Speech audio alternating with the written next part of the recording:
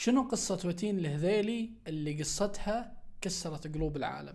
تعالوا بقول لكم القصة كلها. وتين هي بنت سعودية في صف الأول ثانوي، ووتين كانت بنت ذو خلق عالي جدا ومحبوبة في المدرسة بشكل عام من الطلاب ومن الإدارة، لكن للأسف أمها وأبوها كانوا متطلقين ومفصولين عن بعض. فبيوم من الأيام جابت معاها تليفونها للمدرسة ومسكوها إدارة المدرسة وقالوا لها أن تطلع التليفون ولا راح يتصلون على أبوها. فجأة وتين خافت وانرعبت بشكل مو طبيعي، وكانت تترجى الوكيلة أنها تتصل على أمها مو أبوها، وفعلا سلمت تليفونها. وبعدها الوكيلة اتصلت على أمها، لكن أمها ردت عليها وقالت أنا مالي دخل فيها، شوفوا أبوها. ووتين كانت تترجى الوكيلة اللي اسمها ابتسام الجهني إنها ما تتصل، لكن اتصلت على أبوها. وفعلا جاء أبوها للمدرسة، ووقتها خلاص كان راح يخلص